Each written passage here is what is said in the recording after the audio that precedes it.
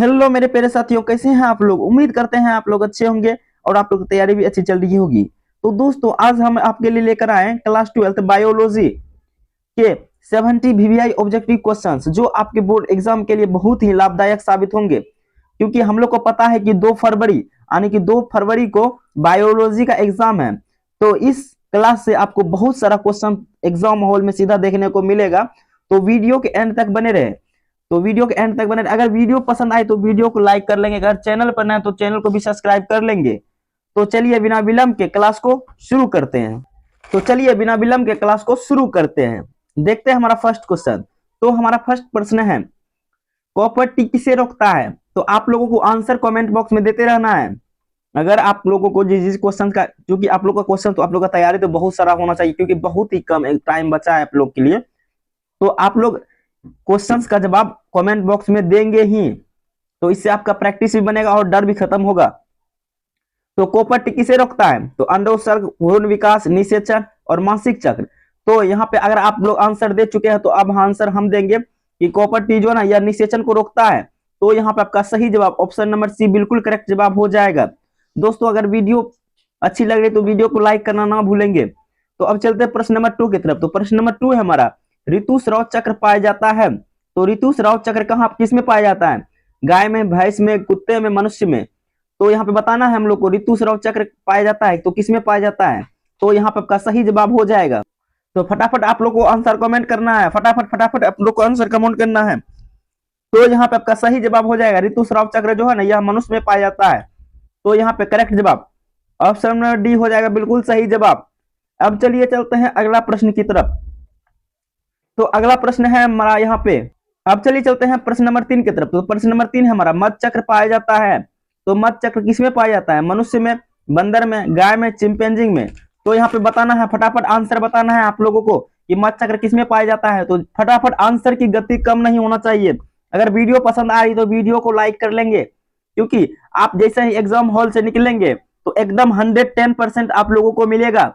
हम जितना भी एग्जाम हॉल में क्वेश्चन आया होगा उसका सही आंसर आप लोगों को देंगे। तो हम चाहेंगे कि आप वीडियो को लाइक कर लेंगे और चैनल को भी सब्सक्राइब कर ही लेंगे। तो यहाँ पे मध चक्र जो है ना यहाँ पे सही जवाब हो जाएगा आपका। तो यहाँ पे सही जवाब हो जाएगा, मध चक्र जो है ना यह गाय में पाया जाता है। तो यहाँ पे करेक्ट जवाब आपका ऑप्शन नंबर सी हो जाएगा। अब चलिए चलते हैं अगला प्रश्न पे। तो अगला प्रश्न है हमारा यहाँ पे, तो प्रश्न नंबर 4 है हमारा यहाँ पे, द्विलिंगी प्राणी का उदाहरण है। तो द्विलिंगी प्राणी का उदाहरण क्या है। मनुष्य, मेढक, कुत्ता, टेपवर्म। तो द्विलिंगी प्राणी का उदाहरण बताना है। यहाँ पे आप लोगों को आंसर कमेंट बॉक्स में देते रहना, आंसर की कमी नहीं होना चाहिए, क्योंकि आप लोग को एकदम पूरा बोर्ड एग्जाम में गर्दा मचाना है। तो यहाँ पे आपका सही जवाब हो जाएगा। तो यहाँ पे आप लोग फटाफट इसका आंसर दे देंगे, आंसर में कोई कमी नहीं होना चाहिए। तो यहाँ पे हम बता देते हैं इसका आंसर, द्विलिंगी प्राणी का उदाहरण है तो यह जो टेपवर्म होता है। तो यहाँ पे करेक्ट जवाब आपका ऑप्शन नंबर डी बिल्कुल सही जवाब हो जाएगा। अब चलिए चलते हैं अगला प्रश्न पे। तो अगला प्रश्न है हमारा, मनुष्य युग्मक में गुणसूत्रों की संख्या होती है। तो मनुष्य युग्मक में जो है गुणसूत्रों की संख्या कितनी होती है। तो 46, 23, 44, 22। तो आप लोग को कमेंट में आंसर देते रहना, जैसे 5 का आंसर देना तो 5 देके जो भी आपका ऑप्शन हो उसको बगल में लिख देना है। तो यहाँ पे आपका सही जवाब हो जाएगा। मनुष्य के युग्मक में पूछ रहा है, तो युग्मक में जो है ना युग्मक में गुणसूत्रों की संख्या 23 होता है। तो यहाँ पे करेक्ट जवाब आपका ऑप्शन नंबर बी बिल्कुल करेक्ट जवाब हो जाएगा। दोस्तों, अगर वीडियो पसंद आ रही है तो एकदम रेड कलर का हार्ट का इमोजी भेजते रहिएगा आप लोग। तो यहाँ पे अब चलते हैं अगला प्रश्न। तो चलिए चलते हैं अगला प्रश्न पे। तो अगला प्रश्न है हमारा, प्रश्न नंबर 6 हमारा, डेंगू का विस्तार होता है। तो यहाँ पे क्वेश्चन समझ लीजिए आप लोग अच्छे से, डेंगू का विस्तार किससे होता है। जल द्वारा, वायु द्वारा, मच्छर द्वारा, भोजन द्वारा। तो आप लोग को फटाफट आंसर कमेंट करना है, डेंगू का विस्तार किससे होता है। तो यहाँ पे आपका सही जवाब हो जाएगा। तो यहाँ पे सही जवाब हो जाएगा, डेंगू का विस्तार जो है यह मच्छर द्वारा होता है। तो यहाँ पे करेक्ट जवाब आपका ऑप्शन नंबर सी हो जाएगा, बिल्कुल सही जवाब। अब चलिए चलते हैं अगला प्रश्न पे। तो अगला प्रश्न नंबर 7 है हमारा, यहाँ पे प्रश्न नंबर 7 है हमारा, वायरस के कोर में पाया जाता है। तो वायरस के कोर में क्या पाया जाता है। केवल डीएनए, केवल आरएनए, डीएनए या आरएनए, प्रोटीन। तो आप लोगों को फटाफट आंसर करना है कि वायरस के कोर में क्या पाया जाता है। तो यहाँ पे आपका सही जवाब हो जाएगा, वायरस के कोर में। तो यहाँ पे सही जवाब हो जाएगा, आप लोग फटाफट आंसर देंगे तो यहाँ पे आपका सही जवाब हो जाएगा, वायरस के कोर में जो है प्रोटीन पाया जाता है।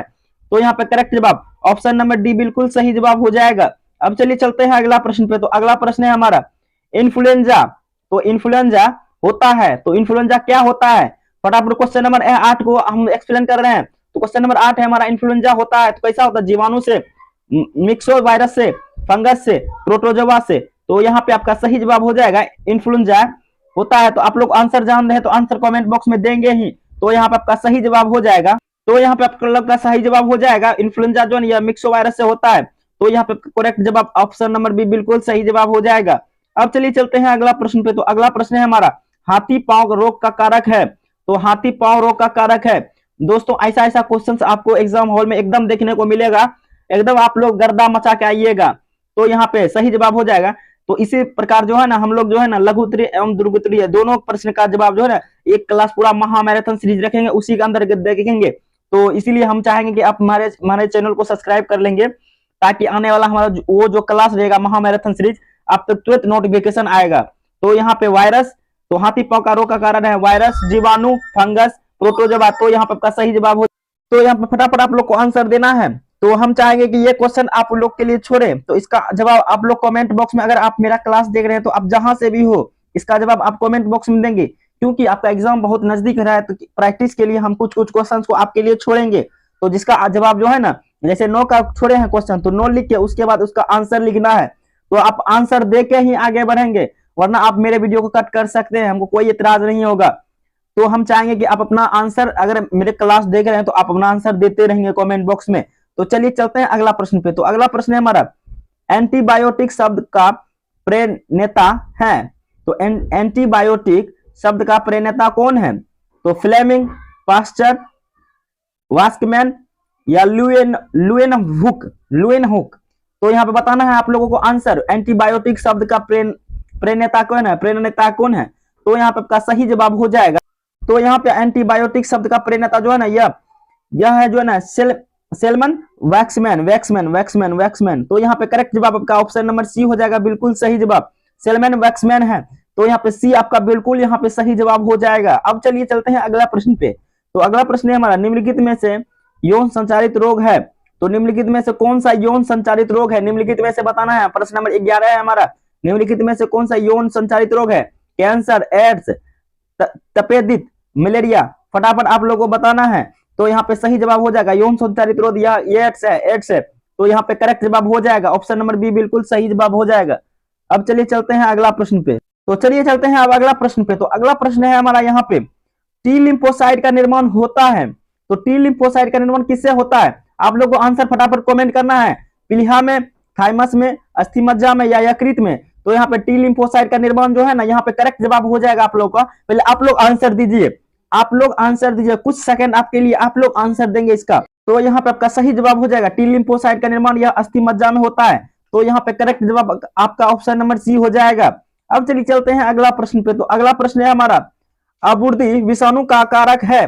तो अबुर्दी विषाणु का कारक है टीबी, एड्स, कैंसर या पोलियो। फटाफट आप लोग को आंसर कमेंट करना है। अबुर्दी विषाणु का कारक है, तो यहाँ पे आपका सही जवाब हो जाएगा। तो यहाँ पे सही जवाब हो जाएगा कैंसर।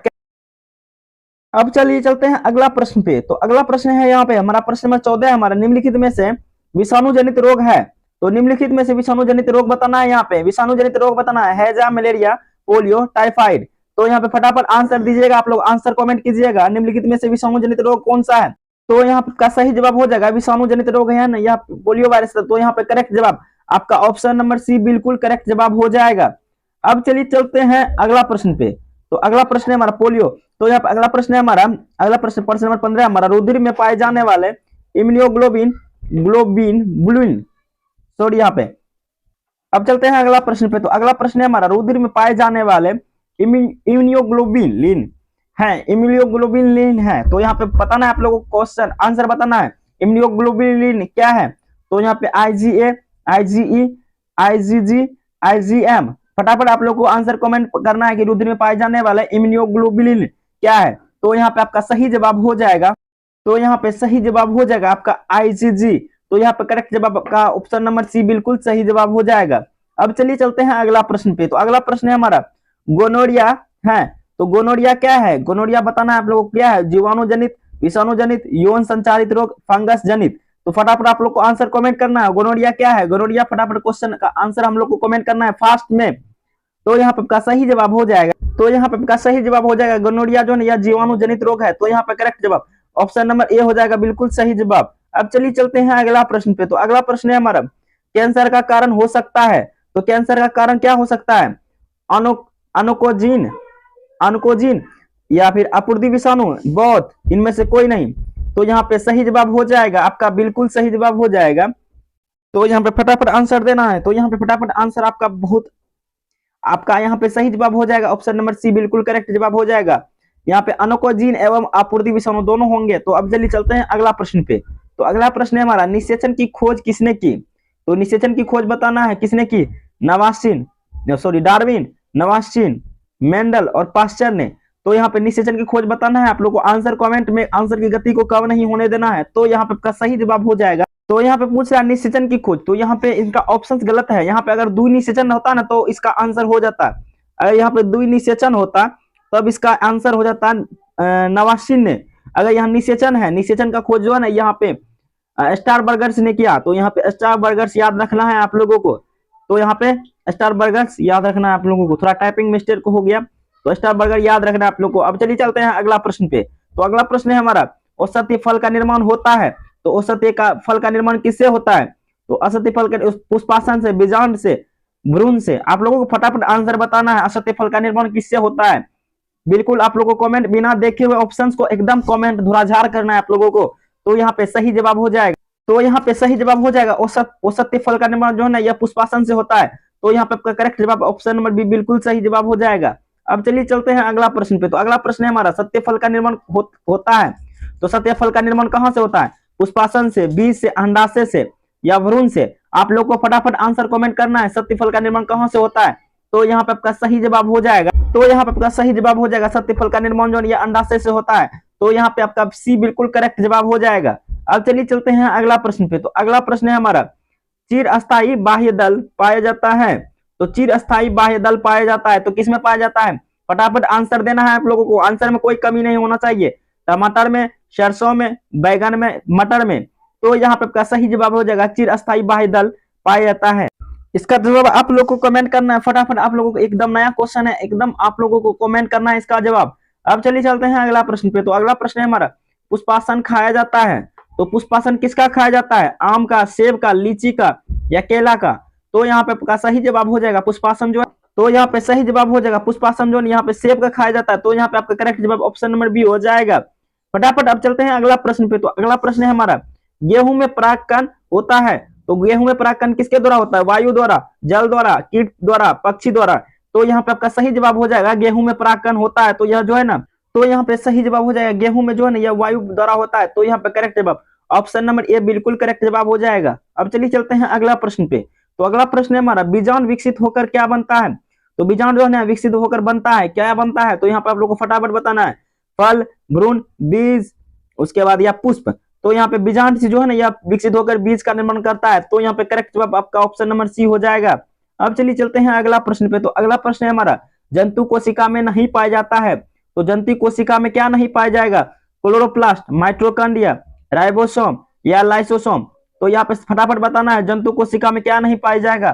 तो जंतु कोशिका में जो है ना यहाँ पे आपका सही जवाब हो जाएगा। तो यहाँ पे सही जवाब हो जाएगा जंतु कोशिका में जो है क्लोरोप्लास्ट नहीं पाया जाएगा। यहाँ पे करेक्ट जवाब आपका ऑप्शन नंबर ए हो जाएगा बिल्कुल सही जवाब। अब चलिए चलते हैं अगला प्रश्न पे। तो यहाँ पे सही प्रश्न नंबर 26 है हमारा एनाट्रोप्स बीजांड होता है। तो एनाट्रोप्स बीजांड होता है तो कैसा होता है? सीधा होता है, उल्टा होता है, गोल होता है, समतल होता है। फटाफट आप लोगों को इसका आंसर देना है।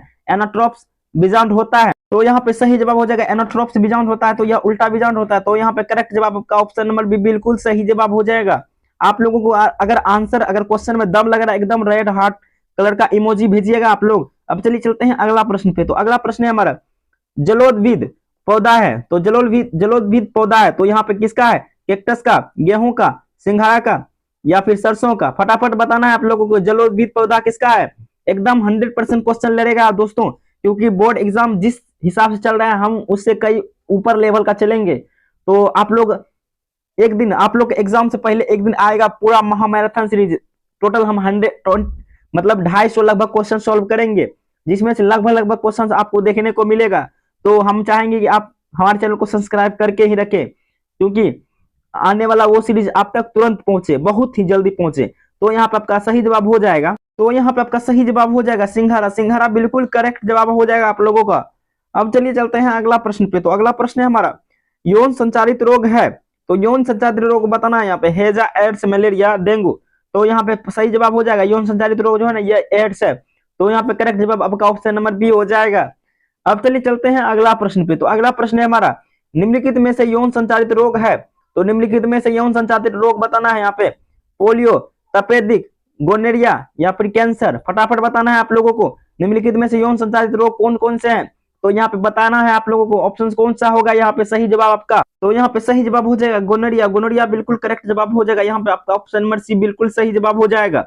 अब चलिए चलते हैं अगला प्रश्न पे। तो अगला प्रश्न है हमारा, अंतःगर्भाशय तकनीक की औसत सफलता दर है, तो यहाँ पे अंतःगर्भाशय का तकनीक की औसत सफलता दर बताना है आप लोगों को।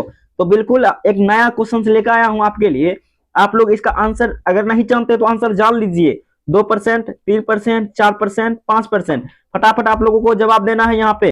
तो इसका जवाब आप लोग को फटाफट कमेंट करना है। तो यहाँ पे अंतःगर्भाशय का जो है ना सफलता दर लगभग 10% होता है। तो यहाँ पे ये ऑप्शन थोड़ा गलत लिखा गया, तो यहाँ पे 10% आप लोगों को बिल्कुल याद रखना है। अब चलिए चलते हैं अगला प्रश्न पे। तो अगला प्रश्न है हमारा, जनन स्वास्थ्य के लिए आवश्यक है, तो जनन स्वास्थ्य के लिए क्या आवश्यक है, गर्भपात, यौन यौन रोगों से बचाव, गर्भवती महिलाओं की देखभाल, उपरोक्त में सभी। तो जनन स्वास्थ्य के लिए आवश्यक है, क्या आवश्यक है, सब फटाफट आंसर देना, आंसर में कमी नहीं होना चाहिए। तो गर्भपात, यौन रोगों से बचाव, गर्भवती महिलाओं को देखभाल। तो यहाँ पे आपका सही जवाब हो जाएगा, तो यहाँ पे सही जवाब हो जाएगा आपका ऑप्शन नंबर डी, बिल्कुल उपरोक्त में सभी हो जाएगा, बिल्कुल सही जवाब। अब चलिए चलते हैं अगला प्रश्न पे। तो अगला प्रश्न है हमारा यहाँ पे, जनसंख्या विस्फोट का परिणाम है, तो जनसंख्या विस्फोट का परिणाम क्या है, प्रति व्यक्ति आय में वृद्धि, संसाधन की वृद्धि, प्रति व्यक्ति आय में ह्रास, रोजगार में वृद्धि। तो फटाफट आप लोग को बताना है जनसंख्या विस्फोट का परिणाम क्या है, फटाफट आंसर आना चाहिए आप लोगों को, आंसर में कोई कमी नहीं होना चाहिए। ये क्वेश्चन का जवाब ये, क्योंकि ये सोच पे, हमारे सोच पे डिपेंड करता है, तो इसका जवाब आप लोग कमेंट कीजिएगा, आप लोग के लिए क्वेश्चन छोड़ेंगे। अब चलिए चलते हैं अगला प्रश्न पे। तो अगला प्रश्न है हमारा, जन्म नियंत्रण की विधि है, तो जन्म नियंत्रण की विधि है IUCDS, टीकाकरण, एंटीबायोटिक, इंसुलिन। फटाफट आप लोगों को बताना जन्म नियंत्रण की विधि है, तो यहाँ पे आपका सही जवाब हो जाएगा। तो यहाँ पे सही जवाब हो जाएगा जन्म नियंत्रण की विधि है, तो यह IUDS। तो यहाँ पे करेक्ट जवाब आपका ऑप्शन नंबर ए हो जाएगा। अब चलिए चलते हैं अगला प्रश्न पे। तो अगला प्रश्न है हमारा, नर हार्मोन की उत्पत्ति होती है, तो नर हार्मोन की उत्पत्ति कहाँ से होती है, अंडाशय से, अधिविग्रिक से, वृषण से, यहाँ पे या पिट्यूटरी से। तो यहाँ पे सही जवाब हो जाएगा आपका, बिल्कुल सही जवाब हो जाएगा। अगर आप लोग आंसर पता है तो आंसर कमेंट बॉक्स में देंगे आप। तो यहाँ पे सही जवाब हो जाएगा वृषण से, तो यहाँ पे करेक्ट जवाब का ऑप्शन नंबर सी हो जाएगा। अब चलिए चलते हैं अगला प्रश्न पे।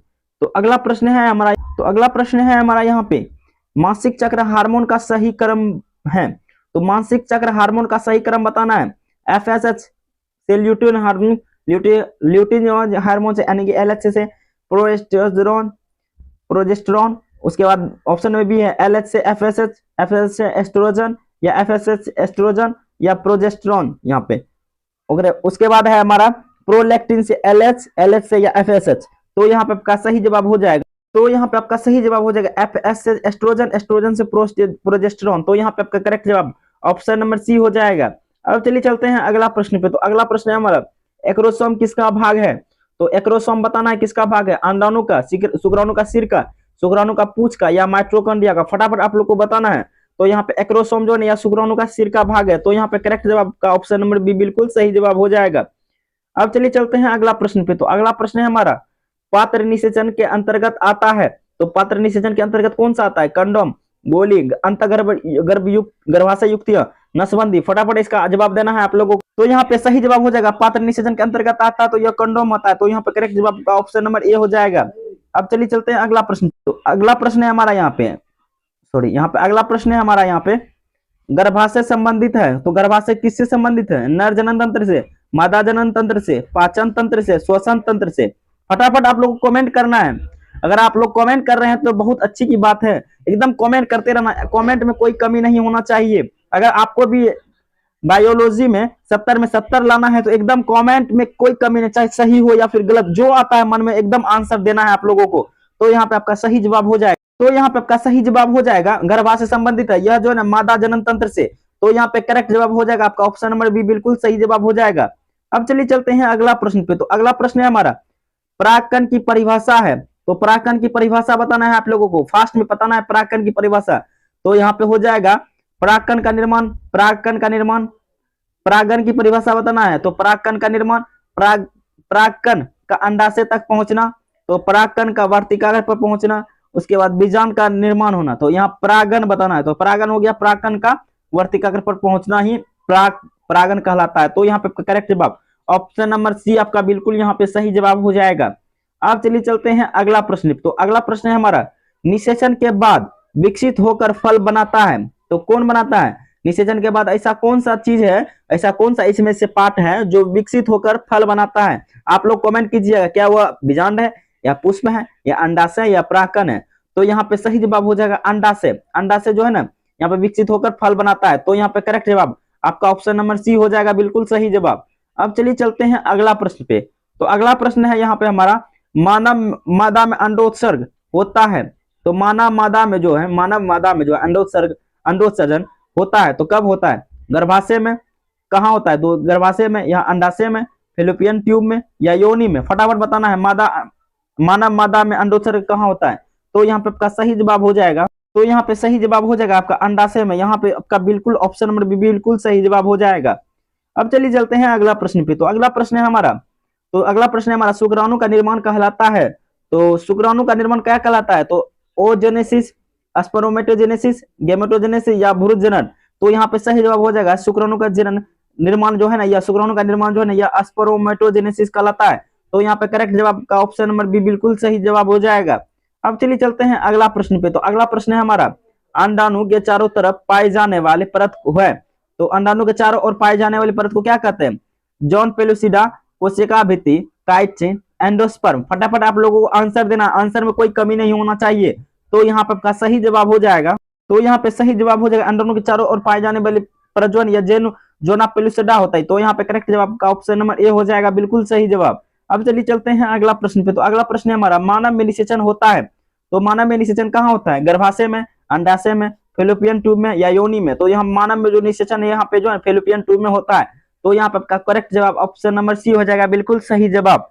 अब चलिए चलते हैं अगला प्रश्न पे। तो अगला प्रश्न है हमारा यहाँ पे गर्भावस्था की अवधि लगभग कितनी होती है? तो बताना है आप लोगों को कि गर्भावस्था की अवधि लगभग कितनी होती है। तो यहाँ पे सही जवाब हो जाएगा लगभग 280 दिन। तो यहाँ पे करेक्ट जवाब का ऑप्शन नंबर डी बिल्कुल करेक्ट जवाब हो जाएगा आप लोग का यहाँ पे। तो चलिए चलते हैं अब अगला प्रश्न पे। तो अगला प्रश्न है हमारा प्लेसेंटा का कार्य है। तो प्लेसेंटा का कार्य बताना है यहाँ पे। तो यहाँ पे सही ऑप्शन पर लेते हैं, जिनके ऑप्शन है अवशेष का निष्कासन करना, पोषण प्रदान करना, गैसों का आदान प्रदान करना, उपरोक्त में सभी। दोस्तों ऐसा क्वेश्चन बार बार हम आप लोग को बार बार बोल देंगे, ऐसा क्वेश्चन बार बार पूछता है, देखिएगा आप लोग का डायरेक्ट पेपर में मिलेगा। तो यहाँ पे सही जवाब हो जाएगा उपरोक्त में सभी। तो यहाँ पे करेक्ट जवाब हो जाएगा ऑप्शन नंबर डी बिल्कुल सही जवाब।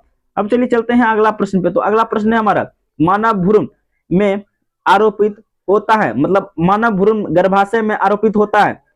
कब होता है गर्भाशय आरोपित कब होता है? तो यहाँ पे सही जवाब हो जाएगा आपका मानव जो है ना, मानव भ्रूण गर्भाशय में आरोपित होता है। जो भ्रूण जो है ना या गर्भाशय में कब आरोपित होता है, कितने दिन में आरोपित होता है?